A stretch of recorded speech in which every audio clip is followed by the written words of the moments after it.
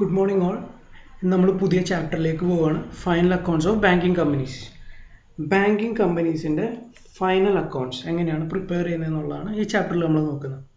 അപ്പോൾ ഈ ചാപ്റ്ററിൽ ബാങ്കിങ് കമ്പനീസിനെ പറ്റിയാണ് പറയുന്നത്. അപ്പോൾ ആദ്യം തന്നെ എന്താണ് ബാങ്കിങ് എന്ന് അറിയണം അല്ലേ.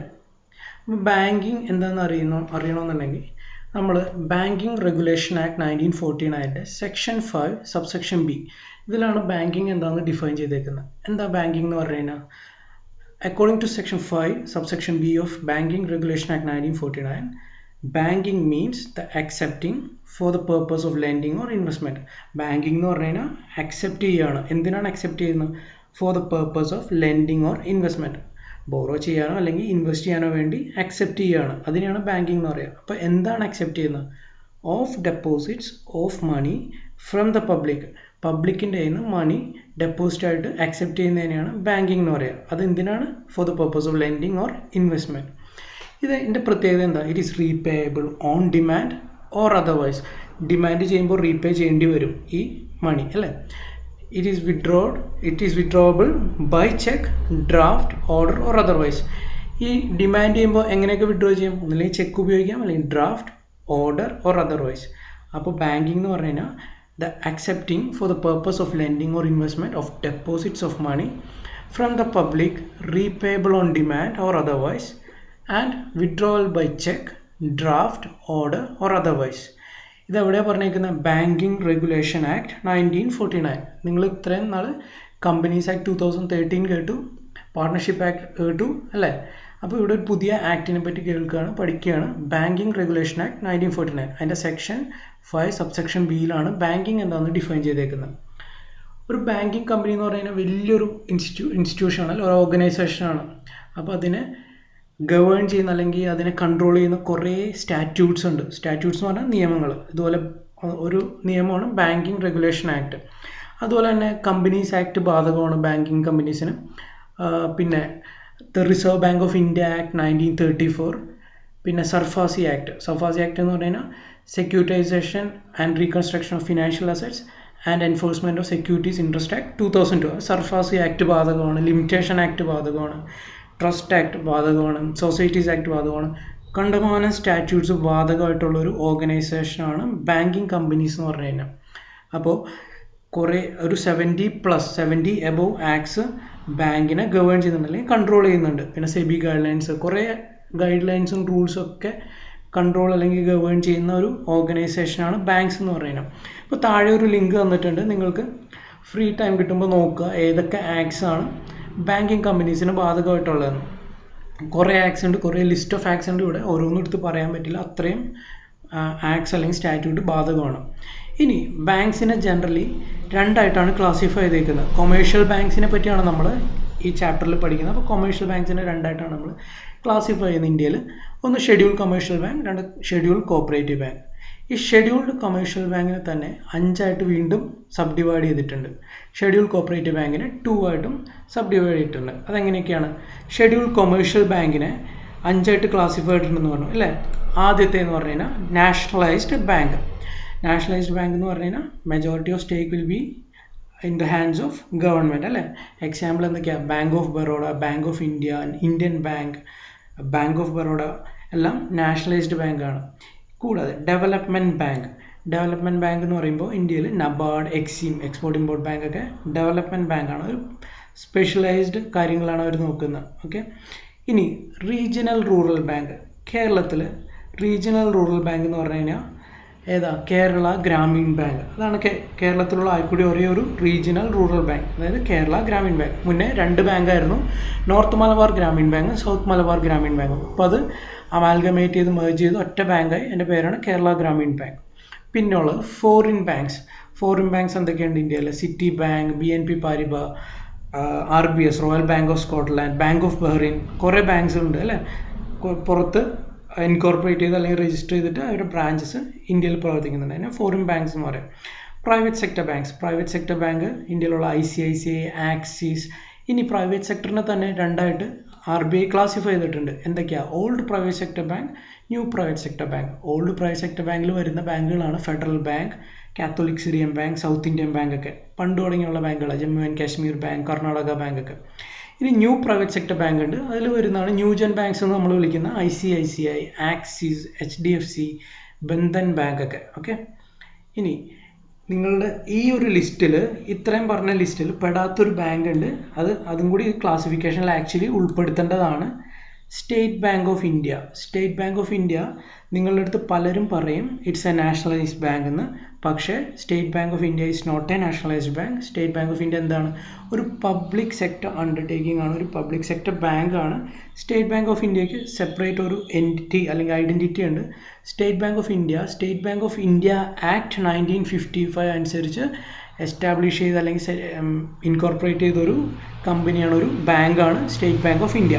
സ്റ്റേറ്റ് ബാങ്ക് ഓഫ് ഇന്ത്യനെ നമ്മൾ സ്റ്റേറ്റ് ബാങ്ക് ഓഫ് ഇന്ത്യ അല്ലെങ്കിൽ സ്റ്റേറ്റ് ബാങ്ക് ഗ്രൂപ്പ് എന്നാണ് പറയുന്നത്. അപ്പോൾ നാഷണലൈസ്ഡ് ബാങ്ക് അല്ല State bank of India. It is a separate entity, it is having a separate identity. State bank of India is a public sector undertaking അല്ലെങ്കിൽ public sector bank ആണ്. നാഷണലൈസ്ഡ് ബാങ്കുകളും public sector bank തന്നെയാണ്. പക്ഷേ nationalised bank 1969, 1980 nationalised ഒരു ഓർഡിനൻസിൻ്റെ മുകളിൽ ഇറങ്ങിയ ബാങ്കുകളാണ്. ഇപ്പോൾ പണ്ട് എല്ലാം കൂടി 21 നാഷണലൈസ്ഡ് ബാങ്ക് ഉണ്ടായിരുന്നു, ഇൻക്ലൂഡിങ് IDBI. ഇന്ന് ആസ് ഓഫ് നൗ അല്ലെങ്കിൽ ഇന്നത്തെ ദിവസം എത്ര നാഷണലൈസ്ഡ് ബാങ്കേ ഉള്ളൂ? താഴെ ലിസ്റ്റ് വന്നിട്ടുണ്ട്. Bank of Baroda, bank of India, bank of Maharashtra, Canara bank, central bank of India, Indian overseas bank, Indian bank, Punjab national bank, Punjab and Sindh bank, union bank of India, UCO bank. ഇത്രയാണ് ഇന്ന് as of now നിലവിലുള്ള nationalised ബാങ്കുകൾ. ഇനി രണ്ടാമത്തെ വിഭാഗം scheduled cooperative bank. അതിനെ രണ്ടായിട്ടാണ് classify ചെയ്തേക്കുന്നത്. Scheduled state cooperative bank അല്ലെങ്കിൽ നമ്മൾ SCBs അല്ലെങ്കിൽ സ്റ്റേറ്റ് കോപ്പറേറ്റീവ് ബാങ്കുകൾ എന്ന് വിളിക്കും. രണ്ടാമത്തെ ഷെഡ്യൂൾ അർബൻ കോപ്പറേറ്റീവ് ബാങ്ക്, നമ്മൾ UCBs അല്ലെങ്കിൽ അർബൻ കോപ്പറേറ്റീവ് ബാങ്ക് എന്ന് വിളിക്കും. Thrissur urban cooperative bank, Ernakulam urban cooperative bank കേട്ടിട്ടില്ലേ? അതിൻ്റെ എല്ലാം അപ്പെക്സ് ബോഡിയാണ് എന്താ പറയുക, സ്റ്റേറ്റ് കോപ്പറേറ്റീവ് ബാങ്ക് എന്ന് പറയുന്നത്. അപ്പോൾ രണ്ടായിട്ട് ക്ലാസിഫൈ ഉണ്ട്, schedule commercial banks and schedule cooperative banks. ഇനി മുകളിൽ ഡെഫിനിഷനിൽ പറഞ്ഞു അക്സെപ്റ്റിംഗ് ആൻഡ് ലെൻഡിങ്, അതാണ് ബാങ്കിങ് ബിസിനസ് എന്ന് പറയുന്നത്. അല്ല, ബാങ്കിങ് അതാണ് അവരുടെ പ്രൈമറി ബിസിനസ്. അതുകൂടാതെ താഴെ പറഞ്ഞിരിക്കുന്ന 10 ബിസിനസ്സും ബാങ്കിങ് കമ്പനീസിന് ബിസിനസ്സിൽ ഏർപ്പെടാം. ഈ താഴെ പറഞ്ഞിരിക്കുന്ന ലിസ്റ്റ് ഞാൻ ഓരോന്നും പറയുന്നില്ല, നിങ്ങൾക്ക് അറിയാവുന്ന തന്നെയാണ്, സെൽഫ് എക്സ്പ്ലനേറ്ററി ആണ്, വായിച്ചു നോക്കുക. ഇനി കുറച്ച് കീ ടെർമിനോളജീസിനെ പറ്റിയാണ് പറയുന്നത്. ബാങ്കിങ് കമ്പനീസിനെ പറ്റി പറയുമ്പോൾ മാറ്റി നിർത്താൻ പറ്റാത്ത കുറച്ച് കീ ടേംസ് ആണ്.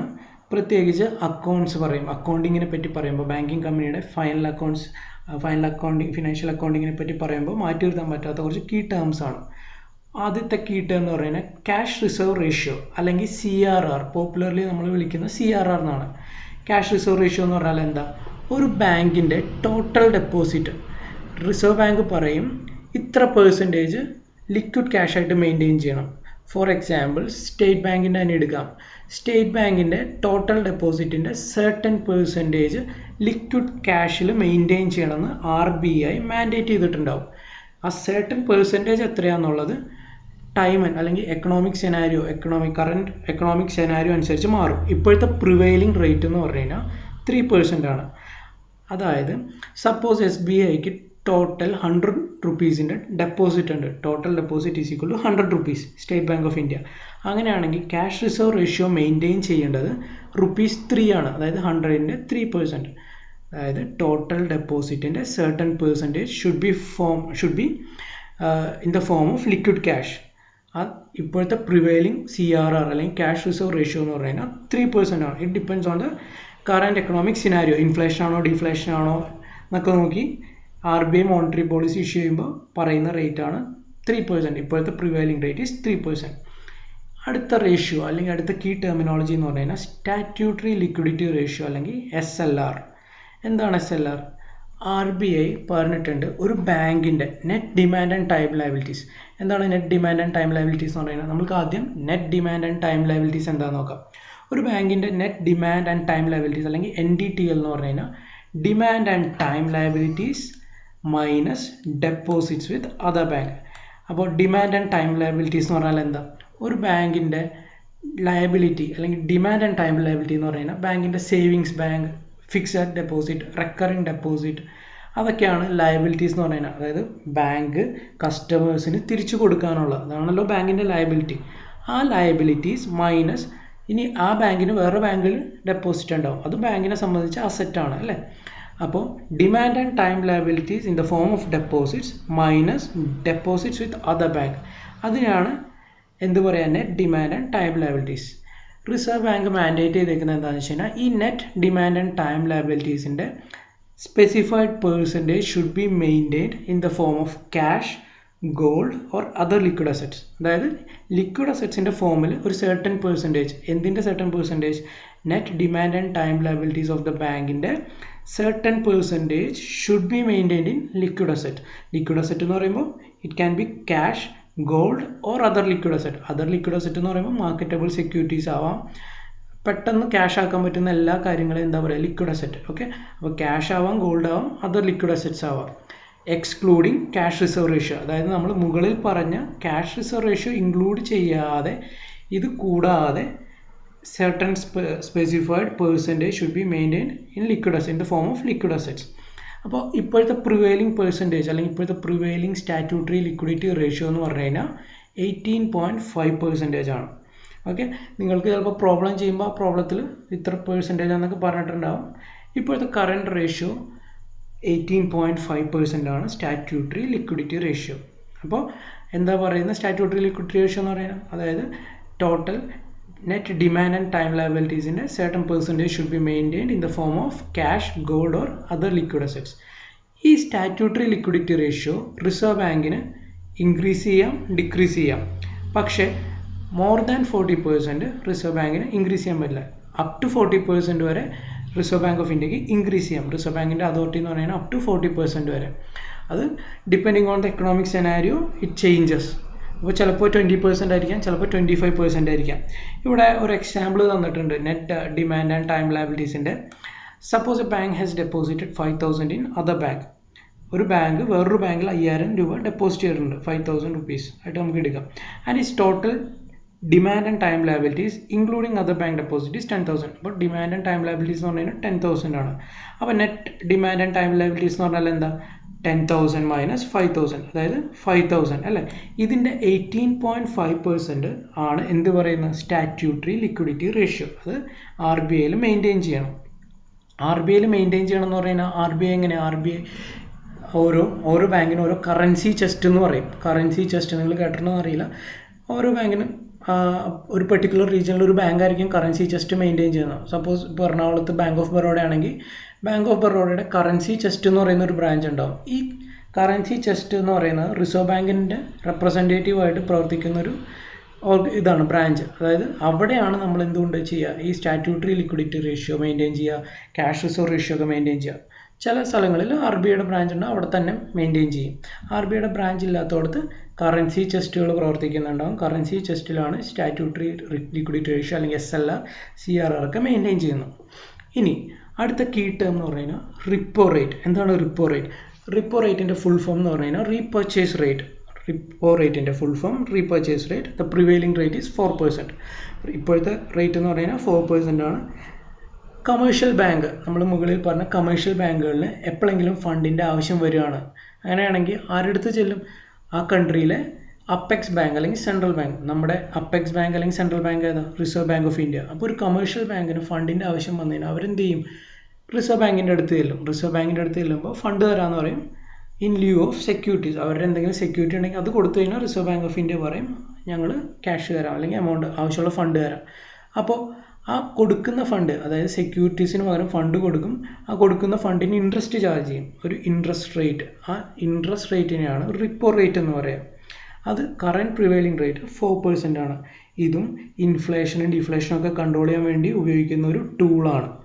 ഇനി reverse repo rate. Reverse repo rate എന്ന് പറഞ്ഞാൽ റിവേഴ്സ് റീപർച്ചേസ് റേറ്റ്. ഇത് റിപ്പോ റേറ്റിൻ്റെ എക്സാക്ട് റിവേഴ്സ് ആണ്, ഓപ്പോസിറ്റ് ആണ്.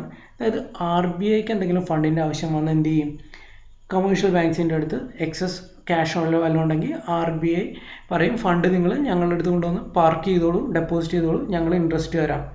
അപ്പോൾ RBI കമേഴ്ഷ്യൽ ബാങ്കിൻ്റെ കയ്യിൽ നിന്ന് മേടിക്കുന്ന പൈസക്ക് കൊടുക്കുന്ന ഇൻട്രസ്റ്റ് റേറ്റ്, ആ റേറ്റിനെയാണ് എന്ത് പറയുക, റിവേഴ്സ് റിപ്പോ റേറ്റ്. അപ്പോൾ 3.35% ആണ് ഇപ്പോഴത്തെ പ്രിവെയിലിംഗ് റേറ്റ്. ഇത് എന്താ പറയുക, ഡിഫ്ലേഷൻ ഇൻഫ്ലേഷനൊക്കെ കൺട്രോൾ ചെയ്യാൻ ഉപയോഗിക്കുന്ന ഒരു ടൂളാണ്. ഇതെങ്ങനെയാണെന്ന് വെച്ച് കഴിഞ്ഞാൽ, ഇപ്പോൾ ഇൻഫ്ലേഷൻ നടന്നുകൊണ്ടിരിക്കുകയാണ് കറൻറ്റ് എക്കണോമിയിൽ ഇൻഫ്ലേഷൻ ആണെന്നുണ്ടെങ്കിൽ റിസർവ് ബാങ്ക് ഓഫ് ഇന്ത്യ എന്ത് ചെയ്യും, ഈ ഇൻട്രസ്റ്റ് റേറ്റ് അങ്ങ് കൂട്ടും. അപ്പോൾ ബാങ്കുകാർ എന്ത് ചെയ്യും, ബാങ്കുകാർ വിചാരിക്കും ഓക്കെ ഇത്ര ഫണ്ട് റിസർവ് ബാങ്കിൽ കൊണ്ടുവന്നിട്ട് കഴിഞ്ഞാൽ ഞങ്ങൾക്ക് കൂടുതൽ ഇൻട്രസ്റ്റ് കിട്ടും, അപ്പോൾ അവിടെ കൊണ്ടുവന്ന് ഇടാം എന്ന് വിചാരിച്ച് അവർ ഡെപ്പോസിറ്റ് ചെയ്യും. ആ ഡെപ്പോസിറ്റ് ചെയ്ത് കഴിഞ്ഞാൽ പിന്നെ ലോൺ കൊടുക്കാനോ അല്ലെങ്കിൽ എക്കണോമിയിലോട്ട് റോൾ ചെയ്യാൻ പൈസ ഉണ്ടാവില്ല. അപ്പോൾ പണപ്പെരുപ്പം സാവകാശം കുറയും. അങ്ങനെ ഡിഫ്ലേഷൻ ഇൻഫ്ലേഷൻ കൺട്രോൾ ചെയ്യാൻ വേണ്ടി ഉപയോഗിക്കുന്ന ഒരു ടൂളാണ് റിവേഴ്സ് റിപ്പോ. അപ്പോൾ ഇതാണ് ബാങ്കിനെ സംബന്ധിച്ച് പറയുന്ന 4 important ratio: cash reserve ratio, statutory liquidity ratio, repo rate, reverse repo. അപ്പോൾ നോക്കുക ഇതെല്ലാം. തിയറി പോർഷനിൽ എന്തെങ്കിലും ഡൗട്ട് ഉണ്ടെങ്കിൽ ചോദിക്കാം, പറഞ്ഞുതരാം. അടുത്ത ദിവസം നമ്മൾ അക്കൗണ്ടിങ്ങിലേക്ക് കിടക്കുകയാണ്.